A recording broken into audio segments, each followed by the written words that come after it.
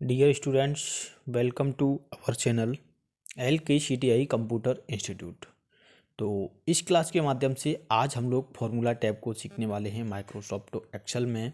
और इससे कि प्रीवियस क्लासेस में हम लोग इंसर्ट फंक्शन के बारे में, ऑटो सम के बारे में, रिसेंटली यूजेज के बारे में, फाइनेंशियल मेन्यू के बारे में, लॉजिक के बारे में, टेक्स्ट के बारे में, डेट एंड टाइम के बारे में इससे पहले की क्लासेस में हम लोग सीख चुके हैं। तो आपने यदि प्रीवियस क्लासेस नहीं देखी हैं तो उनको कृपया ज़रूर देखें, जिससे कि इस आगे वाले जो ऑप्शंस हैं, आगे वाले जो मेन्यू हैं, उनका आपको उपयोग पता चले। तो आज हम लोग लुकअप को देखने वाले हैं, लुकअप एंड रेफरेंस, उसके बाद में मैथ एंड टेक्नोमेट्री और आपका मोर फंक्शंस के बारे में आज हम देखेंगे। तो सबसे पहले लुकअप को देखना है। लुकअप में आपको देखना है मैच, जैसे कि मैच जो होता है किस प्रकार से किसी भी वैल्यू को मैच कैसे करेंगे। तो मैच करने का एक फॉर्मूला होता है, आपको इक्वल लगाना है।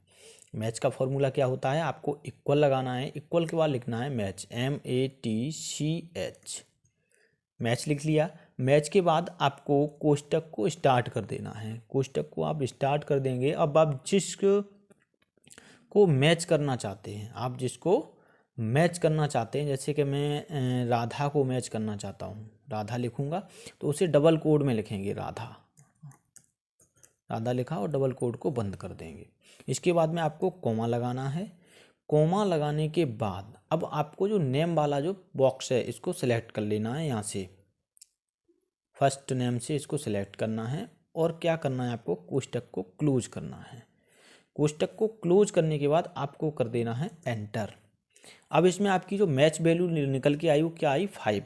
क्या आई, 5। अब हम यहाँ से मैंने जो राधा यहाँ पे टाइप किया था, देखते हैं 5 नंबर पे ही है।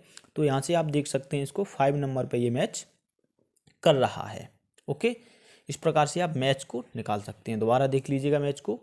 सबसे पहले आपको इक्वल लगाना है। इक्वल लगाने के बाद आपको मैच टाइप करना है।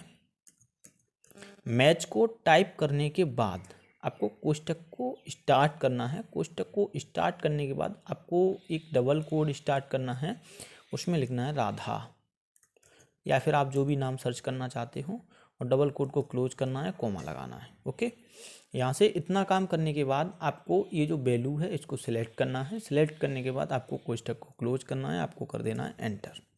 आप देख सकते हैं हमारा कितने पे मैच कर रहा है, 5 पे मैच कर रहा है। ओके, नेक्स्ट आता है इंडेक्स। इंडेक्स में हम लोग क्या करते हैं, इंडेक्स भी देख लीजिएगा। इंडेक्स का काम ये होता है, जैसे कि आप कोई भी टोटल नंबर्स को देखना चाहें, या टोटल रो एंड नंबर्स को देखना चाहें, या किसी भी नाम को ढूंढना चाहें, तो इस प्रकार से सबसे पहले आपको इक्वल लगा लेना है। इक्वल लगा लिया। इक्वल के बाद में आपको टाइप करना है इंडेक्स। आपने जैसे ही इंडेक्स को टाइप किया, इंडेक्स को टाइप करने के बाद आपको जो कोष्टक है उसको स्टार्ट कर लेना है। कोष्टक को स्टार्ट करने के बाद आपने जो भी डाटा इसमें लिखा हुआ है पूरे को सिलेक्ट कर लेना है। इस प्रकार से पूरे को सिलेक्ट करने के बाद आपको लगाना है कोमा।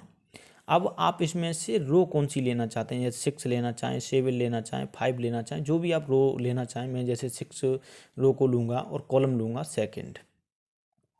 कॉलम 2 ही है इसमें, एक ये, एक नेम वाला, एक SR नंबर वाला, एक नेम वाला, तो 2 कॉलम हो गए। 2 कॉलम होने के बाद इस कोष्टक को क्लोज करना है और कर देना है एंटर। अब देखिएगा मैंने जो 6 रो पर और कॉलम में क्या आया, ललिता। देखिएगा 6 रो को सिलेक्ट किया था। तो आप इस प्रकार से भी इसका जो इंडेक्स वैल्यू है उसको भी आप निकाल सकते हैं। ओके, अब ये बात हुई आपकी लुकअप एंड रेफरेंस की। अब हम लोग सीखेंगे मैथ्स एंड टिक्नोमेट्री। मैथ्स एंड टिक्नोमेट्री इसको हम लोग सीखने वाले हैं। तो यहाँ से देखिएगा इसको, मैथ्स एंड टिग्नोमेट्री, इसको थोड़ा जूम कर लेते हैं जिससे कि आपको क्लियरली दिखाई दे। ओके, तो यहाँ से हम लोग देखते हैं AVS। AVS को किस प्रकार से हम लोग निकालेंगे, तो AVS देखेंगे। AVS का जो सूत्र होता है, आपको इक्वल लगाना है।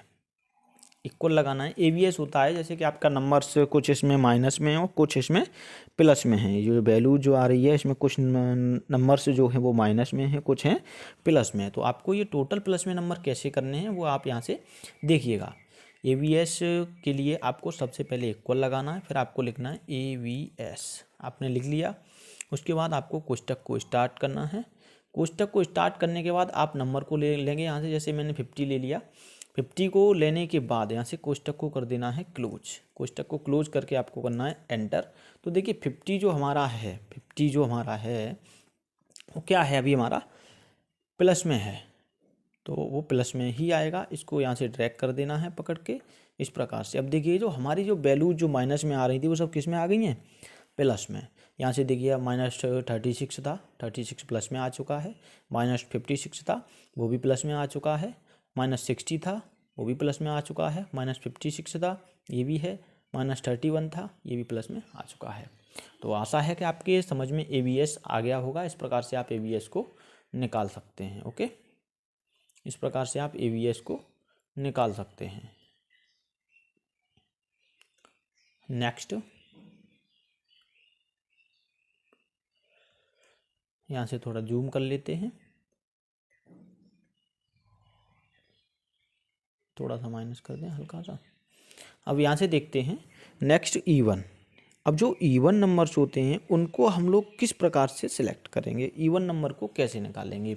ये यहाँ पर वैल्यू दी हुई है, जैसे कि वैल्यू दी हुई है यहाँ से इवन है, ऑड है, और ये नंबर्स दिए हुए हैं, ऑड हैं कुछ इवन हैं। इवन नंबर्स क्या होते हैं, जो हमारे 2 से डिवाइड हो जाते हैं, और ऑड नंबर्स क्या होते हैं, जो हमारे 2 से डिवाइड सीधे सीधे नहीं होते हैं। ओके, जो पॉइंट में वैल्यू लाए उसको ऑड, जो पॉइंट में न लाए सीधा सीधा कट जाए उसको इवन। ओके, तो इवन नंबर्स निकालने के लिए सबसे पहले आपको इक्वल लगाना है। इक्वल लगाने के बाद आपको लिखना है इवन। जैसे ही आप इवन लिखेंगे, इवन लिखने के बाद आपको जो है कोष्टक को स्टार्ट कर देना है। कोष्टक को स्टार्ट करने के बाद आपको जो वैल्यू दी हुई है उसको सिलेक्ट कर लेना है और कोष्टक को करना है क्लोज और आपको कर देना है एंटर। तो देखिएगा यदि इवन निकालेंगे, यदि इसमें इवन निकालेंगे तो ये एक अंक आगे की वैल्यू देगा। इवन निकाल रहे हैं तो एक अंक आगे की वैल्यू देगा, क्योंकि ये ऑड है। 45 क्या है, ऑड है, इस वजह से ये 1 नंबर आगे को बढ़ रहा है। अब मैं यहाँ से इसको ड्रैग कर देता हूँ, इसको पॉइंट पे प्लस को लेके जाएंगे और नीचे की तरफ इसको ड्रैग कर देंगे इस प्रकार से। अब आप देखिएगा इसने 86 को चेंज क्यों नहीं किया, क्योंकि वो पहले से इवन था, इस वजह से इसने इसको चेंज नहीं किया। 46 भी इवन था, ठीक है, 46 का इवन था। 34 51 और था तो यहाँ क्या हो गया, 52 हो गया।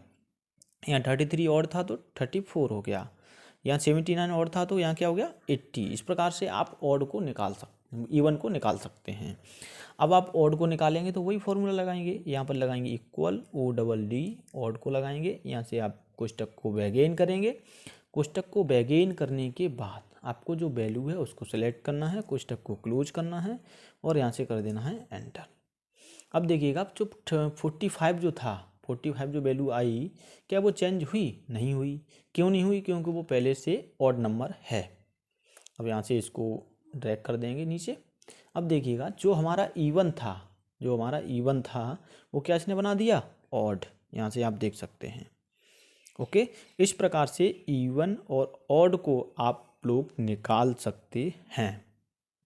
ओके, अब हम लोग सीखेंगे इसी में आगे क्या सीखने वाले हैं, रैंड सीखने वाले हैं। रैंड, ABS हो गया, इवन हो गया, ऑड हो गया। रैंड के बारे में बात करते हैं। तो रैंड होता क्या है, सबसे पहले जैसे कि रैंड को निकालना है तो आपको क्या लगाना होगा, इक्वल लगाना होगा।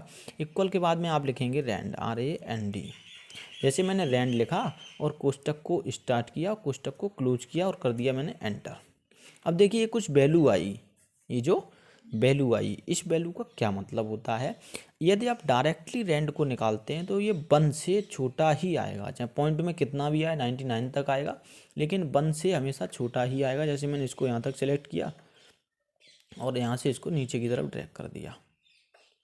देखिए ये अभी तक 1 नहीं हो रहा, पॉइंट में ही वैल्यू आ रही है। ओके, पॉइंट में ही वैल्यू आएगी जब तक हम इसको 10 का मल्टीप्लाई नहीं करेंगे तब तक।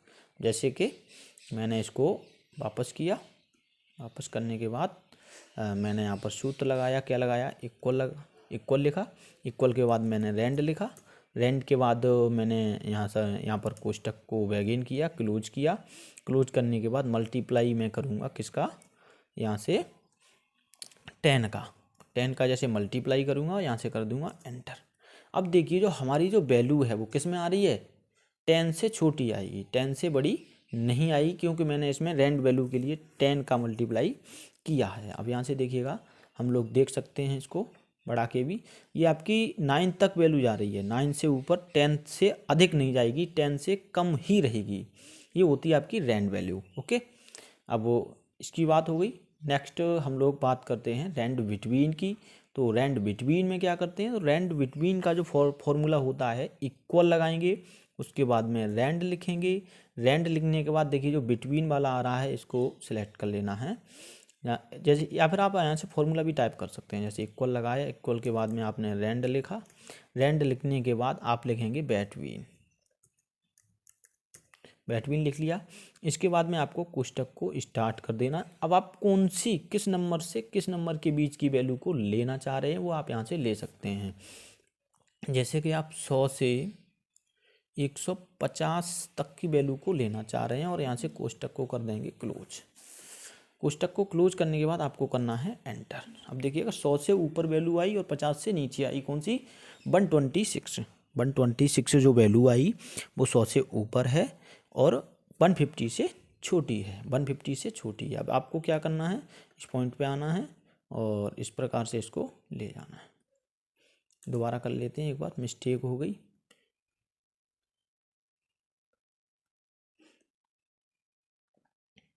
जैसे मैंने यहाँ पर लिखा, मैं यहाँ से इसको काट देता हूँ और यहाँ पर लिखता हूँ इक्वल रैंड बिटवीन। यहाँ से इतना कर लिया। इतना करने के बाद मैंने यहाँ से कोष्टक को स्टार्ट किया और मैं 100 से वैल्यू लूँगा 150 तक, और कोष्टक को करना है क्लोज, यहाँ से कर देना है एंटर। 145 जो हमारी वैल्यू आई अब की बात, वो जो वैल्यू है वो 100 से ऊपर है और 150 से छोटी है। तो इस पॉइंट पे लेके आना है, इस पॉइंट पे लेके आने के बाद यहाँ तक लाना है, यहाँ तक लेने के बाद आप नीचे भी इसको जितना भी आप स्क्रॉल करेंगे, लेकिन 150 से बड़ी वैल्यू नहीं आएगी और ना ही 100 से छोटी वैल्यू आएगी। तो ये होता है बिटवीन। आशा है कि आप सभी लोग बिटवीन के बारे में भी अच्छे से समझ गए होंगे, बिटवीन के बारे में भी आप अच्छी तरह से समझ गए होंगे। ठीक है, नेक्स्ट अब हम लोग सीखेंगे मोर फंक्शंस के बारे में। किसके बारे में, मोर फंक्शंस के बारे में सीखने वाले हैं। तो थर्ड शीट पे क्लिक करता हूँ मैं, और यहाँ से इसका जो साइज है वो थोड़ा सा बढ़ा लेता हूँ, इसको कर लिया जूम।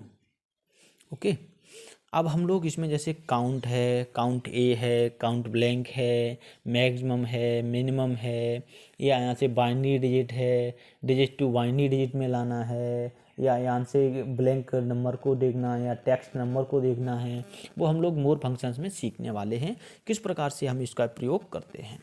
तो सबसे पहले हम लोग बात करते हैं काउंट की। काउंट में क्या क्या होता है, जैसे कि आपको लिखना है सबसे पहले, जैसे इक्वल, इक्वल लगा लिया।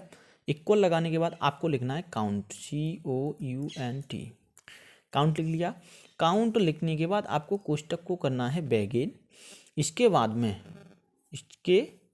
में आपको जो भी नंबर्स दिए हुए हैं, जो भी आपके नंबर्स दिए हुए हैं उनको आपको सिलेक्ट करना है, जो भी नंबर्स दिए हुए उनको आपको सिलेक्ट करना है। यहाँ से देखिएगा इस प्रकार से, और यहाँ से कर देना है एंटर। नंबर को सिलेक्ट करने के बाद आपको करना है एंटर। अभी देखिएगा अच्छे 7 नंबर काउंट करके बता रहा है। यहाँ से गिनता हूँ 1 2 3 4 5 6 और 7। तो उसने एग्जैक्ट वैल्यू बताई है 7 काउंट करके। काउंट कैसे किया उसने वो भी आपको पता चला, फॉर्मूला क्या था वो भी आपको पता चला। नेक्स्ट अब हम लोग सीखने वाले हैं काउंट टू ब्लैंक के बारे में। काउंट ए के बारे में सीखेंगे। तो सबसे पहले आपको इक्वल लगाना होगा। इक्वल लगाने के बाद आपको लिखना है काउंट। काउंट लिखने के बाद आपको करना है कोष्टक को स्टार्ट। जैसे ही आप कोष्टक को स्टार्ट करेंगे उसके बाद में आपको जो भी टेक्स्ट लिखा हुआ है और जो भी आपके नंबर्स हैं उन सभी को कर लेना है सिलेक्ट। टेक्स्ट और नंबर्स को सिलेक्ट कर लेना है और यहाँ से कर देना है एंटर। अब भी क्या आ रहा है हमारा 7 आ रहा है। ओके, यहाँ से देख सकते हैं टोटल दोनों साइड कितने 7 है। नेक्स्ट काउंट ब्लैंक क्या होता है, काउंट ब्लैंक को सीखने वाले हैं। काउंट ब्लैंक को सीखने के लिए हमें सबसे पहले लगाना होगा इक्वल, इक्वल के बाद आप लिखेंगे काउंट ब्लैंक BLANK। जैसे ही मैंने काउंट ब्लैंक को लिखा उसके बाद में मैंने कोष्टक को स्टार्ट किया। कोष्टक को स्टार्ट करने के बाद आपको जो हेडिंग से टोटल मतलब आपको सिलेक्ट करना है, यहाँ से आपको टोटली सिलेक्ट कर लेना है, यहाँ से यहाँ तक का सेलेक्ट करने के बाद आपको कर देना है एंटर। अब ये देखिए इसने 4 बताया, 4 का मतलब क्या है, काउंट ब्लैंक। आपने जो भी ये डेटा बनाया है इसमें कितने कॉलम खाली हैं, 4 खाली हैं क्या, 1 2 3 4, कितने खाली हैं 4। तो ये भी हमें पता चला, ये एग्जैक्ट वैल्यू बताई इसने, कितने बताई 4। ओके, नेक्स्ट मैक्सिमम पर क्लिक करेंगे। मैक्सिमम में हम लोग क्या क्या कर सकते हैं, जैसे कि सबसे पहले आपको लगाना है इक्वल, इक्वल लगाने के बाद आपको लिखना है MAX। मैक्स के बाद आपने जो भी टेक्स्ट लिखा हुआ है, जो भी आपने टेक्स्ट लिखा हुआ है उसको कर लेना है सिलेक्ट। देखिएगा यहाँ से वैल्यू थोड़ी गड़बड़ हो रही है, यहाँ से मैंने लगा दिया इक्वल। इक्वल लगाने के बाद मैंने यहाँ पर जो है कोष्टक को स्टार्ट किया। यहाँ पर मैं लिखूँगा TEXT, यहाँ से लिख लीजिएगा मैक्सिमम। इक्वल को लगाइए, मैक्स को लिखा। इसको लिखने के बाद अब आप यहाँ से इसमें मैक्सिमम वैल्यू या टेक्स्ट को आप यहाँ से सिलेक्ट करेंगे। मैक्सिमम क्या मतलब अधिक से अधिक बार क्या आया है, मिनिमम क्या आया है, वो आप लोग यहाँ से देख सकते हैं। जैसे कि ये यहाँ से वैल्यू भी दे रहा है, return the largest value in A set values, ignore logical values and text. जैसे कि यहाँ से देखिएगा टेक्स्ट लिया और यहाँ से किया एंटर, ये अभी यहाँ तक कोई वैल्यू नहीं बता रहा है, कुछ दिक्कत आ रही है। तो यहाँ से जैसे कि मिनिमम निकालना, मिनिमम देख लेते हैं। सबसे पहले मिनिमम को निकालना है तो मिनिमम सबसे पहले आपको इक्वल को लगा लेना है। इक्वल लगाने के बाद आपको लिखना है मिनिमम, मिनिमम लिखेंगे और आप जो भी स्मॉलेस्ट नंबर पर आना चाह रहे हैं, स्मॉलेस्ट नंबर जैसे कि इक्वल लगाया, इक्वल के बाद मैंने लिखा मिनिमम, मिनिमम के बाद मैंने कोष्टक को स्टार्ट किया। कोष्टक को स्टार्ट करने के बाद जैसे कि मैंने ये नंबर ले लिया, नंबर लेने के बाद अब मैंने यहाँ से कोष्टक को क्लोज किया और यहाँ से कर दिया एंटर। अब इसमें जो सबसे मिनिमम वैल्यू आ रही है वो 16 आ रही है। कितनी आ रही है, 16 आ रही है। ऐसे ही यहाँ से मैक्सिमम वैल्यू निकालनी है तो मैक्सिमम के लिए इक्वल लगाएंगे। इक्वल के बाद मैं लिखूँगा मैक्स, MAX। ठीक है, मैक्स को लिखा, यहाँ से कोष्टक को स्टार्ट किया। कोष्टक को स्टार्ट करने के बाद यहाँ से जो वैल्यूज आ रही है इसको कर लेना है सिलेक्ट और यहाँ से कोष्टक को क्लोज करना है, एंटर कर देना। सबसे बड़ी जो वैल्यू आ रही है वो 75 आ रही है। ओके, आशा है कि अच्छे से समझ में आ रहा होगा आपके। नेक्स्ट अब हम लोग सीखते हैं इंजीनियरिंग वैल्यूज़ के बारे में। इंजीनियरिंग जो कैलकुलेशन होती है वो कैसे हम लोग कैलकुलेट करते हैं। आप सभी लोगों को ये तो पता ही होगा, ये तो आप सभी लोगों को पता होगा कि हम लोग जैसे कि कंप्यूटर है, कंप्यूटर की भाषा को हम लोग तो समझते हैं, बट जो कंप्यूटर है वो हमारी भाषा को नहीं समझता है। वो काम करता है रोमन नंबर पर। किस पर करता है, रोमन पर। जैसे कि 0 बाइनरी डिजिट पर काम करेगा। बाइनरी डिजिट होते क्या क्या हैं, 0 और 1, ये भी आप पहले सीख चुके हैं। जैसे कि जो बाइनरी डिजिट जो होता है वो क्या होता है, 0 और 1।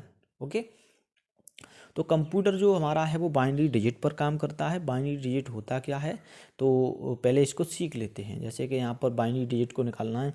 अब ये 35 है, 35 दिया हुआ है, इसको बाइनरी डिजिट में इसको चेंज करना है।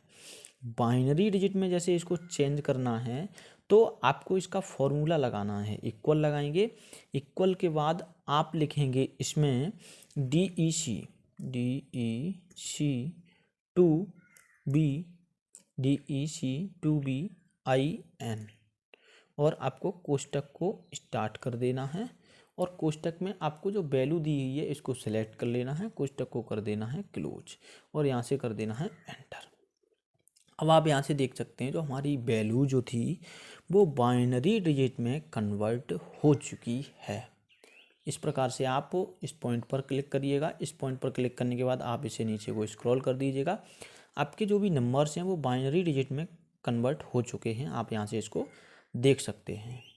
ओके, इंजीनियरिंग में आपका बाइनरी, ये वाला जो डिजिट टू बाइनरी के बारे में हम लोग सीख चुके हैं। अब हम लोग सीखते हैं बाइनरी टू डिजिट। जैसे कि ये बाइनरी नंबर दिए हुए हैं और हमें ये डिजिट निकालना है, तो कैसे निकालेंगे। मैंने यहाँ पर क्लिक किया, बाइनरी टू डिजिट डालना है, तो मुझे करना है इक्वल लगाना है। इक्वल लगाने के बाद मुझे यहाँ पे लिखना है बाइनरी VIN 2, ये 2 है TO वाला 2 दिसंबर डेसिमल।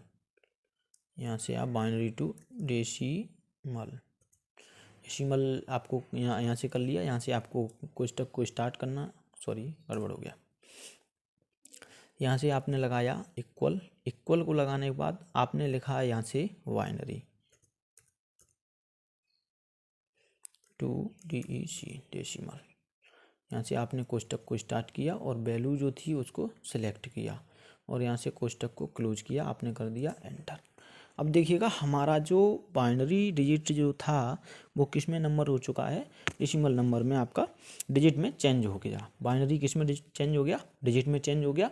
यहाँ से डिजिट को किस में चेंज किया था, बाइनरी नंबर में चेंज किया था। ओके, अब इसको क्या करना है, आपको इस पर सेलेक्ट करना है, जो पॉइंट आ रहा है इसको दबाना है इस प्रकार से और इस प्रकार से इसको स्क्रॉल कर देना। अब आप लोग देख सकते हैं कि यहाँ से जो भी हमारे नंबर्स थे वो बाइनरी से डिजिट में आ चुके हैं और यहाँ से जो डिजिट था उसका बाइनरी में कन्वर्ट हो चुका है। ठीक है, तो अब हम लोग डाटा रिकॉर्ड के बारे में सीखेंगे। डाटा रिकॉर्ड क्या होता है, जैसे कि डाटा रिकॉर्ड इसी में आपका होता है मोर फंक्शंस में, इसी में मोर फंक्शंस के अंतर्गत आता है। डाटा रिकॉर्ड होता क्या है, जैसे कि डाटा रिकॉर्ड में आप इंसर्ट जो भी टेक्स्ट है उसको आप देखना चाहते हैं या नंबर टेक्स्ट को देखना चाहते हैं, जो भी आप देखना चाहते हैं उसको आप देखिएगा। जैसे कि मैंने इक्वल लगाया, यहाँ पर मैं लगा लिया इक्वल लगाने के बाद मैंने लिखा यहाँ पर इज टेक्स्ट TEXT, मैंने यहाँ पर इज टेक्स्ट को लिखा और यहाँ से कोष्टक को स्टार्ट किया और मैंने इसको जो फर्स्ट वाला जो वर्ड था इसको मैंने कर लिया सिलेक्ट और कोष्टक को कर दिया क्लोज। मैंने यहाँ पर कर दिया एंटर। अब इज टेक्स्ट का मतलब क्या हुआ, मैंने इससे पूछा इज TEXT, जो भी मैंने वैल्यू सिलेक्ट की है क्या वो टेक्स्ट है, हाँ, तो उसने कह दिया ट्रू। ये जो मैंने वैल्यू सिलेक्ट की है, जो मैंने लिखा हुआ है ये क्या है, एक टेक्स्ट ही तो है। ये सेकंड नंबर क्या है, नंबर है। तो मैंने इस पॉइंट पर क्लिक किया, पॉइंट पर क्लिक करने के बाद नीचे की तरफ मैंने कर दिया ड्रैग। अब यहाँ से आप लोग देख सकते हैं जो भी हमारा नंबर्स होगा उसको ये फॉल्स बताएगा, जो भी हमारा टेक्स्ट होगा उसको ये ट्रू बताएगा। ओके, यहाँ से देखिएगा जो भी नंबर है उसको फॉल्स और जो भी वर्ड है उसको ट्रू बता रहा है, टेक्स्ट है उसको ट्रू।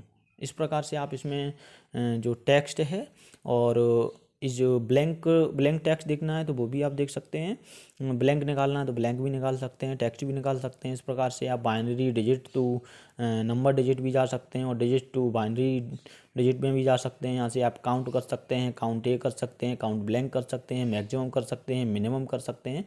तो आज हम लोगों ने इन फॉर्मूलाज के बारे में सीख चुके हैं, फंक्शन लाइब्रेरी के बारे में कंप्लीट पूरी तरह से। नेक्स्ट आगे की क्लास में हम लोग सीखेंगे डिफाइन नेम्स के बारे में, फॉर्मूला ऑडिटिंग के बारे में और कैलकुलेशन के बारे में। नेक्स्ट क्लास में हम लोग इस चीज़ को सीखने वाले हैं। तो इस क्लास में इतना ही, मिलते हैं नेक्स्ट क्लास में। यदि वीडियो अच्छी लगी तो इस वीडियो को लाइक ज़रूर करें। ऐसी वीडियो लगातार पाने के लिए इस चैनल को सब्सक्राइब ज़रूर कर लें।